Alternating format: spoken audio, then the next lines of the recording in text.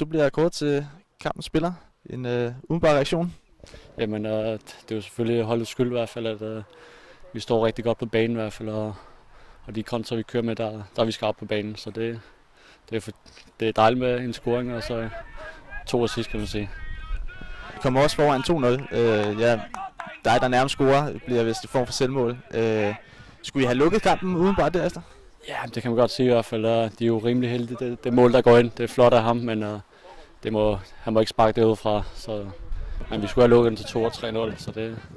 Og nu rykker jo så formentlig forbi nedrykningsstregen. Er det sidste gang, I kommer under den? Det håber jeg selvfølgelig, så jeg håber, vi tager nogle flere af de her sejre her. Og jeg glæder mig til på lørdag rigtig meget. Ja, det er jo lokalopgør. Hvordan tror du, det går der? Jamen, jeg tror, det bliver en rigtig lige kamp i hvert fald. Men vi har mødt 2 gange i træningskampen, hvor vi vandt 5-0 og spillede 1-1, så det tegner jo godt i hvert fald. Så det bliver en sejr? Selvfølgelig gør det det.